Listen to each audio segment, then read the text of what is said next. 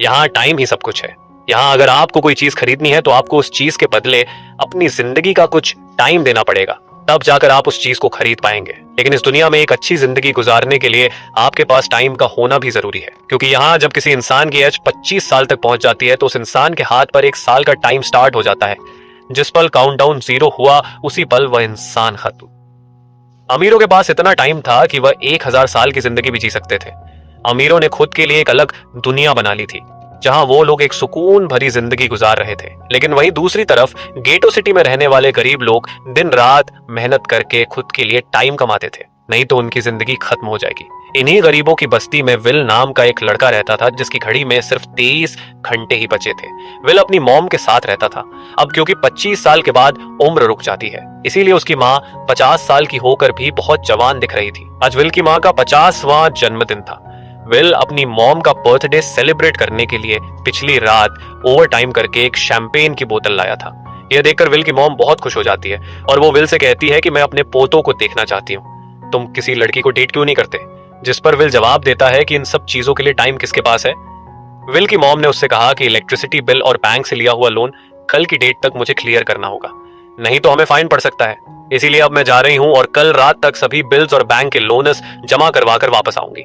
उसने कहा कि मेरे पास सिर्फ 3 दिन का टाइम है। इलेक्ट्रिसिटी बिल और बैंक का लोन चुकाने में मेरे पास लगभग सारा टाइम खर्च हो जाएगा, इसीलिए कल शाम को तुम जरूर बस स्टॉप पर मेरा इंतजार करना, ताकि मेरा सारा टाइम खत्म होने से पहले मैं तुमसे कुछ टाइम ले सकूं। इस पर विल ने कहा ठीक है, मैं टाइम पर पहुंच जाऊंगा। जाने से पहले विल की माँ विल के हाथ को छूकर उसकी बॉडी में 30 मेंटल ट्रांसफर करती है, ताकि विल अच्छा नाश्ता खरीद कर खा सके। इसके बाद दोनों अपने अपने काम पर निकल गए।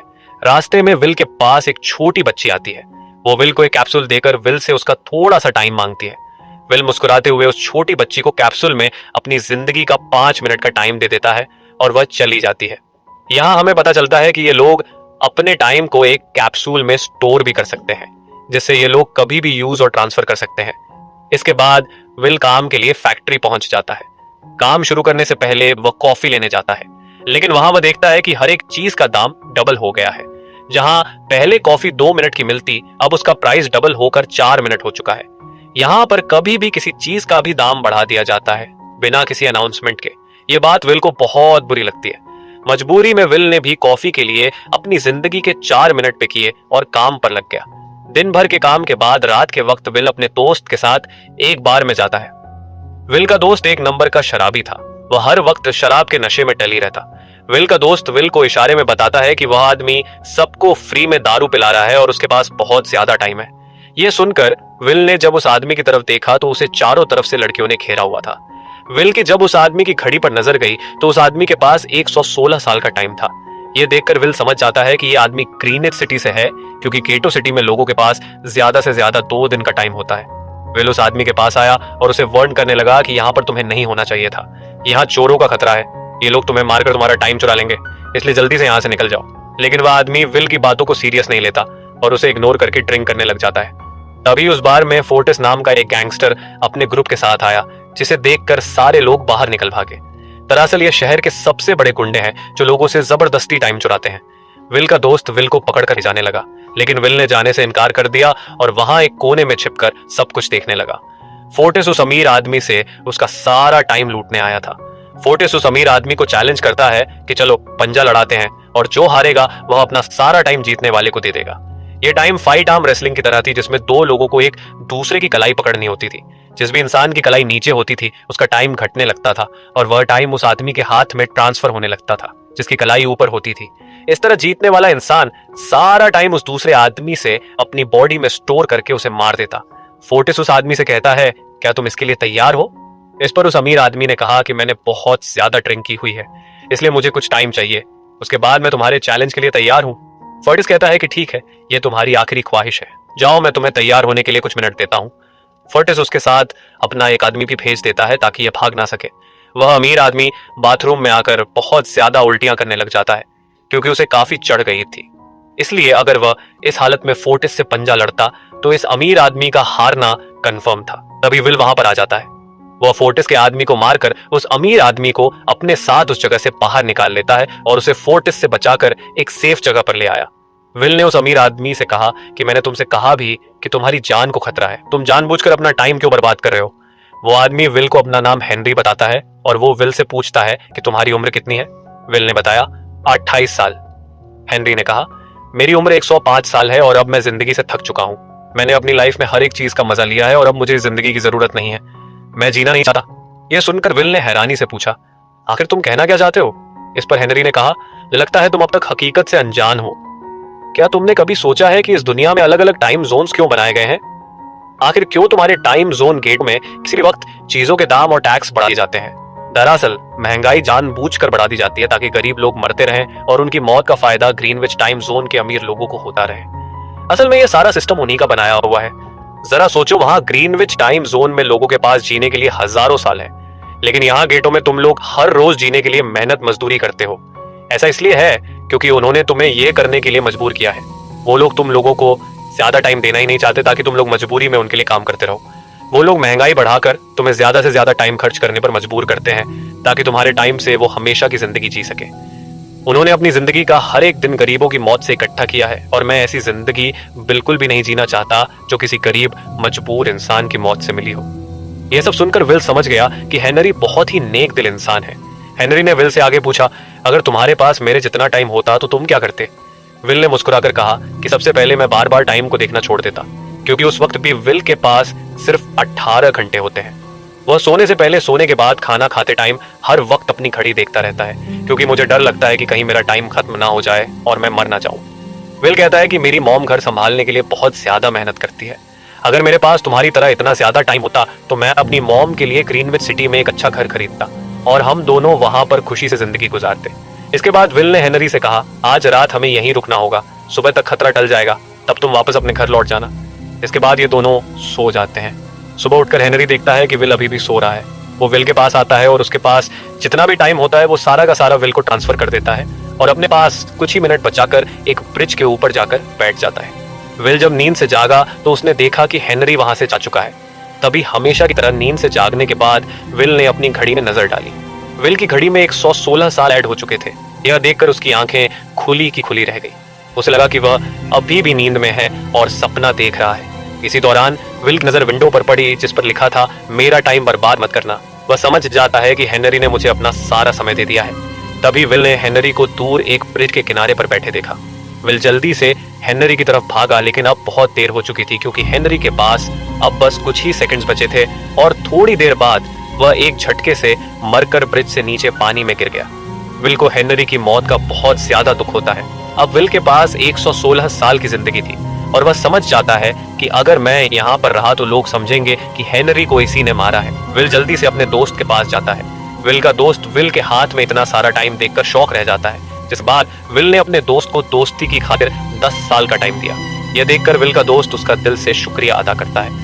विल कहता है कि यहाँ रहना मेरे लिए अब ठीक नहीं, क्योंकि इतने ज्यादा टाइम को देखते हुए मेरा टाइम छीनने के लिए कोई भी मुझे मार सकता है। अब मैं अपनी माँ के लिए ग्रीनविच सिटी में एक अच्छा सा घर खरीद सकता हूँ और वहां पर एक सेफ लाइफ गुजारूंगा। जिसके बाद विल अपने दोस्त को गुड बाय कहकर वहां से निकल जाता है और सीधा उस बस स्टॉप पर जाकर माम का इंतजार करने लगता है, जहां 2 दिन पहले उसकी माम ने उससे कहा था कि मैं इलेक्ट्रिसिटी का बिल और बैंक का लोन चुकाकर इस बस स्टॉप पर पहुंचूंगी। दूसरी तरफ विल की मॉम सारे लोन और बिल्स भरने के बाद घर लौटने के लिए बस में चढ़ी और तभी उसे पता लगा कि एक ही दिन में बस की टिकट के दाम डबल हो गए थे। पहले जहां टिकट 1 घंटे में आती थी, वहीं अब प्राइस 2 घंटे हो गया था। यह देखकर विल की मॉम बहुत ज्यादा परेशान हो जाती है, क्योंकि विल की मॉम के पास सिर्फ एक RH घंटा बचा था। विल की मॉम बस ड्राइवर से रिक्वेस्ट करती है कि अगले स्टॉप पर मेरा बेटा उसे बाकी का टाइम दे देगा, लेकिन बस ड्राइवर ने साफ इनकार कर दिया और कहा कि अगर टाइम नहीं है तो फिर पैदल चली जाओ। लेकिन विल की मॉम को पता था कि अगला बस स्टॉप बहुत दूर है। अगर वो पैदल भी जाती है तो उसे पहुंचने में 2 घंटे लगेंगे। उस वक्त बस में ढेर सारे पैसेंजर सवार थे। विल की मॉम ने उनसे भी रिक्वेस्ट की, पर किसी ने भी उनकी मदद नहीं की। इतने में ही बस वहां से निकल गई। विल की मॉम रेचल के पास ज्यादा टाइम नहीं बचा था, इसलिए वह दौड़ती हुई पैदल घर की तरफ भागने लगी। दूसरी तरफ विल अपनी मॉम के लिए फूलों का गुलदस्ता लिए बस स्टॉप पर उनका इंतजार कर रहा था, क्योंकि आज उसे अपनी मॉम का बर्थडे सेलिब्रेट करना था। बस जब उस स्टॉप पर पहुंची तो कई सारे पैसेंजर्स उतर आए, पर उनमें से विल की मॉम नहीं थी। विल ये देखकर परेशान हो जाता है और उसे समझ आ गया कि जरूर उसकी मॉम मुसीबत में है। वह उसी वक्त अपनी मॉम की तलाश में भागा। उधर रेचल के पास अब कुछ ही मिनट बचे थे। वह रास्ते में आने वाली गाड़ियों और लोगों के घरों का दरवाजा पीट पीट कर उनसे थोड़ा समय उधार मांग रही थी, लेकिन कोई भी उसकी मदद करने को तैयार नहीं था। इधर विल जब कुछ दूर गया तो उसे उसकी मॉम दौड़ती हुई नजर आ गई। अपनी मॉम को भागते हुए देख विल समझ गया कि उनके पास ज्यादा टाइम नहीं है। वो अपना हाथ आगे करके तेजी से उनकी तरफ दौड़ने लगा। उधर रेचल के पास अब सिर्फ 10 सेकंड्स ही रह गए थे। वो अभी पूरी तेजी से विल की ओर भाग रही थी, लेकिन जैसे ही रेचल अपने बेटे विल के पास पहुंची, उसका टाइम खत्म हो जाता है और वह मर जाती है। यह देखकर विल को बहुत दुख होता है, क्योंकि उसने अपनी मॉम के लिए क्या कुछ नहीं सोचा था। वह चीख चीख कर रोने लगा। अगली सुबह तक हेनरी की डेड बॉडी टाइम कीपर्स को मिल चुकी है। टाइम कीपर्स वहां पर इन्वेस्टिगेशन करते हैं। आज की दुनिया में टाइम कीपर्स होते थे जो पुलिस की तरह थे। इन टाइम कीपर्स का काम भी क्राइम को रोकना होता है। टाइम कीपर्स के ऑफिसर रेमंड ने उस जगह में अच्छी तरह से जांच की, लेकिन उसे कोई भी क्लू नहीं मिला। तभी रेमंड की नजर उस ब्रिज के पास लगे सीसीटीवी कैमरा की तरफ गई। वह सीसीटीवी फुटेज चेक करने सीसीटीवी रूम के लिए निकल पड़ा। दूसरी तरफ विल समझ चुका था कि उसकी मॉम की मौत के लिए ग्रीनविच में रहने वाले अमीर लोग ही जिम्मेदार हैं, जिन्होंने केटो शहर के लोगों को एक एक सेकंड का मोहताज बना दिया है। अब विल उनसे बदला लेने ग्रीनविच की तरफ निकल पड़ा और यहाँ से होती है असल कहानी शुरू। ग्रीनविच सिटी में एंटर होने के लिए विल को 1 साल का टाइम खर्च करना पड़ा और ग्रीनविच सिटी जा पहुंचा। वहां जब विल ने अमीर लोगों को देखा तो उसकी आंखें खुली की खुली रह गई। वहां लोगों के पास इतना टाइम था कि वह लोग मरने का नाम तक भूल गए। यहाँ पर अमीर लोग के बॉडीगार्ड के पास भी 100 साल से भी ज्यादा का टाइम था। यह देखकर विल गुस्से से लाल हो जाता है, क्योंकि विल जिस शहर से आया था वहां पर लोगों के पास सिर्फ 24 घंटे की जिंदगी थी। विल वहां एक महंगे होटल में रुकता है। खाना खाते दौरान एक बहुत ही खूबसूरत लड़की विल को देखती है, जैसे उसे विल पसंद आ गया हो। दूसरी तरफ टाइम कीपर रेमंड हेनरी की मौत के वक्त का सीसीटीवी फुटेज चेक कर रहा था। तभी उसे फुटेज में विल दिखाई देता है। हालांकि कैमरा ने हेनरी को ब्रिज से गिरते हुए रिकॉर्ड नहीं किया था, लेकिन उस फुटेज में विल ब्रिज के पास खड़ा नजर आ रहा था, जिससे रेमंड को विल पर शक होने लगा। इसलिए रेमंड ने अपनी टीम को विल के बारे में जानकारी इकट्ठा करने को कहा। रिसर्च के दौरान टाइम कीपर्स को यह बात पता चल जाती है कि विल नाम का एक आदमी बहुत सारा टाइम खर्च करके ग्रीनविच सिटी में एंटर हो गया है, जिससे रेमंड को यह बात कंफर्म हो जाती है कि विल ने ही हेनरी को मारा है। रेमंड उसी वक्त अपनी टीम के साथ ग्रीनविच शहर की ओर रवाना हो गया। दूसरी ओर ग्रीनविच शहर में विल एक कैसीनो में आया, जहां कुछ अमीर लोग पोकर खेल रहे। विल भी उनके साथ बैठ जाता है। एक नए आदमी को देखकर यह लोग उस पर हंसने लगते हैं, लेकिन विल गैम्बलिंग में माहिर था। आज उसके लिए अमीरों से पैसे निकालने का सबसे अच्छा मौका था। विल ने फिलिप नाम के एक रईस आदमी के साथ पोकर की बाजी खेली। फिलिप यहाँ का सबसे रईस इंसान है।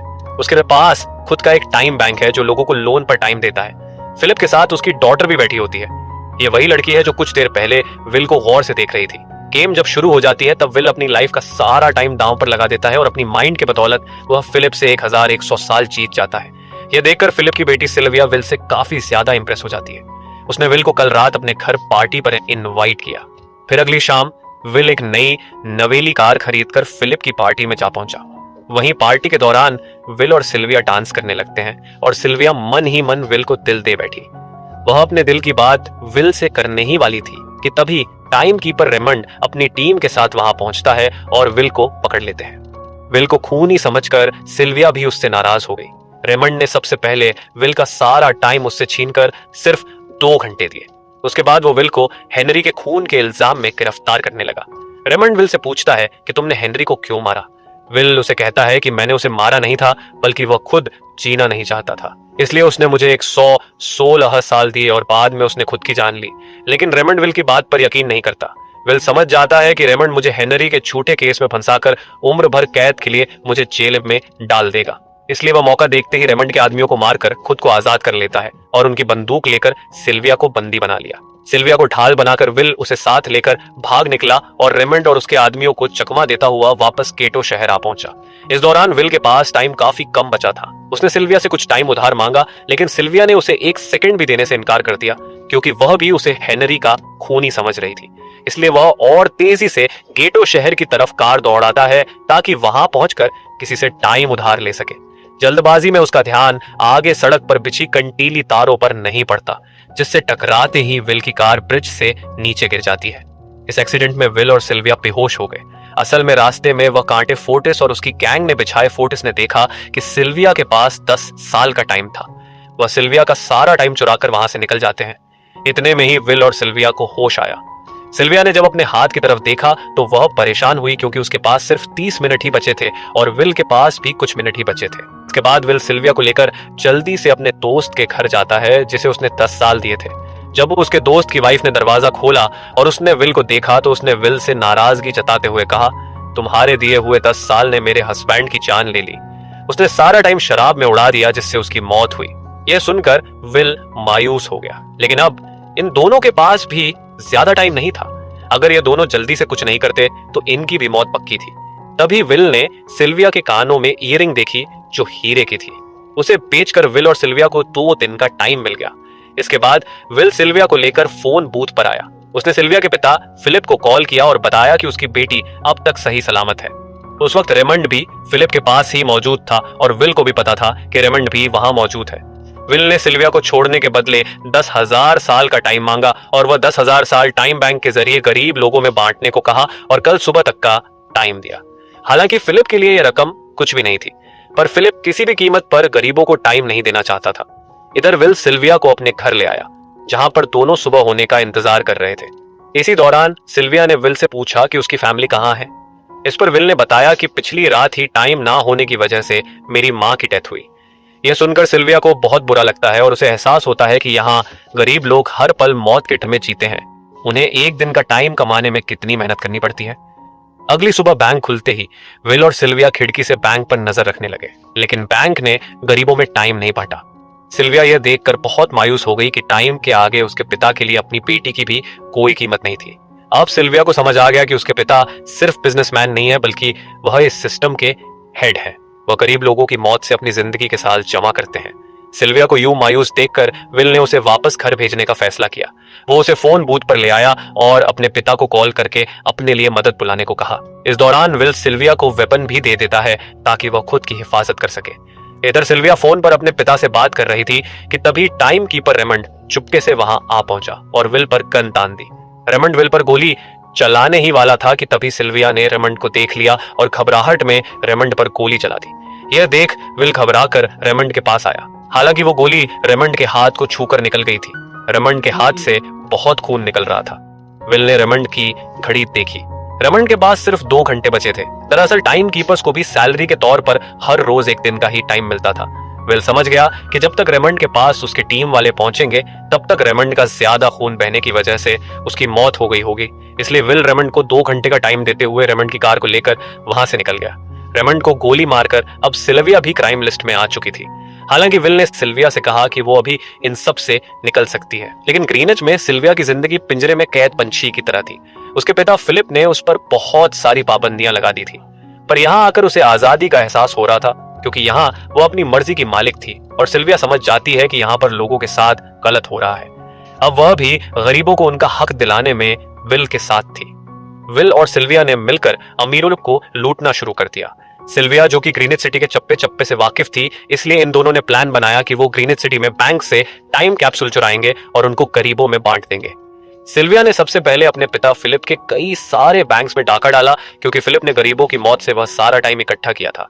इन दोनों ने तिजोरी से सभी टाइम कैप्सूल एक बैग में पैक करके वहां से निकल गए और उन्हें गरीबों में बांटने लगे। इतनी बड़ी चोरी करने के बाद अब सरकार भी इन दोनों से तंग आ चुका था, इसीलिए सरकार ने इन दोनों के सर पर 10 साल का टाइम इनाम रख दिया।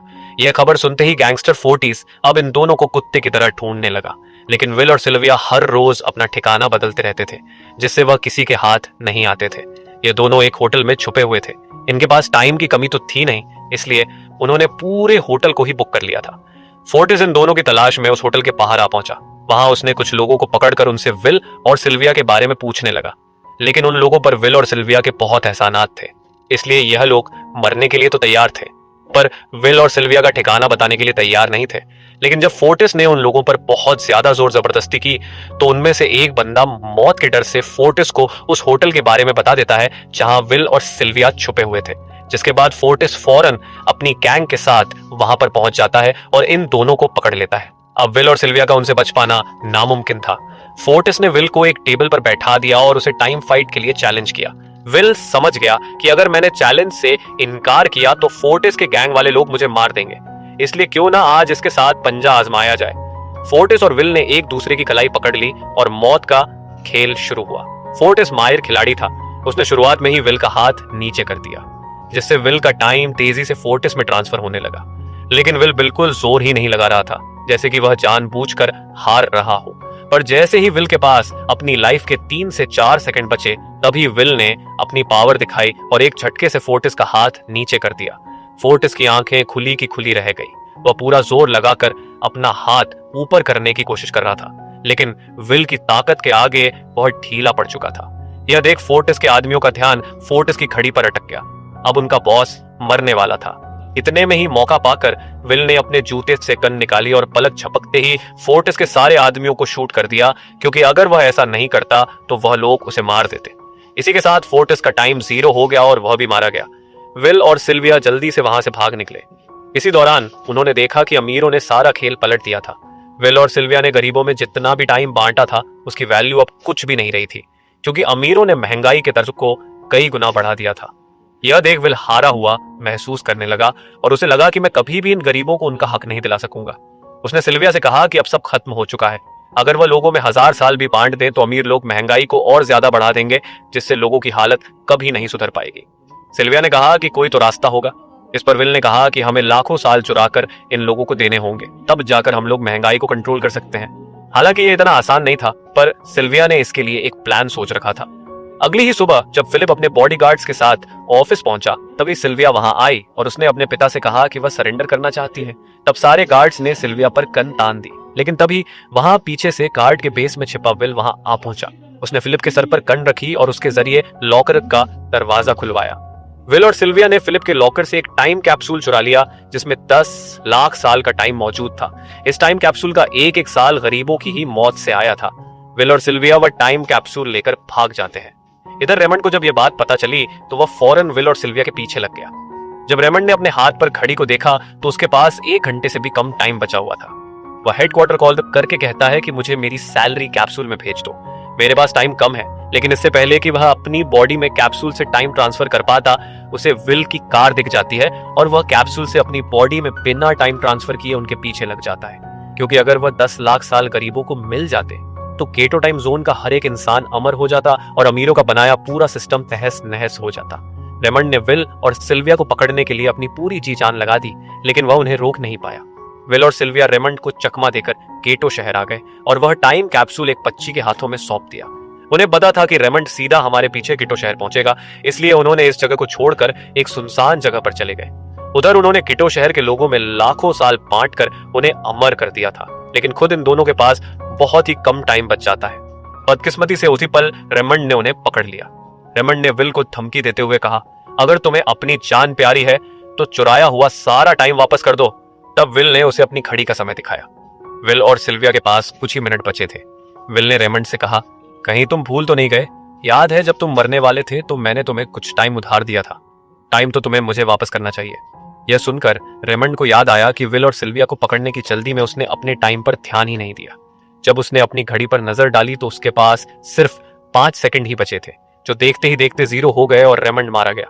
विल और सिल्विया रेमंड से तो बच गए थे, पर इन दोनों के पास भी अब सिर्फ एक मिनट ही बचा था। ऊपर से उस सुनसान इलाके में उनकी मदद करने वाला भी अब कोई नहीं था। उन्हें अपनी मौत साफ नजर आ रही थी। इन दोनों ने मायूस होकर एक दूसरे को गले लगाया और तभी विल को रेमंड की कार नजर आई। विल फौरन कार की तरफ भागा और वहां पहुंचकर उसने रेमंड की सैलरी का टाइम अपनी घड़ी में ट्रांसफर कर दिया। इसके बाद वह सिल्विया को भी टाइम देने उसकी ओर भागने लगा। सिल्विया भी तेजी से विल की ओर दौड़ रही थी। सिल्विया के पास कुछ ही सेकंड्स बचे हुए थे। यह बिल्कुल उसी तरह का पल था जिस तरह से विल ने अपनी मॉम को खोया था। विल ने अपनी मॉम को तो खो दिया था, पर सिल्विया को नहीं खोना चाहता था। विल सिल्विया के बिल्कुल करीब ही था, पर तभी सिल्विया विल की बाहों में गिर पड़ी। लकीली विल ने सही वक्त पर सिल्विया का हाथ थाम लिया था, जिससे उसकी जान बच गई।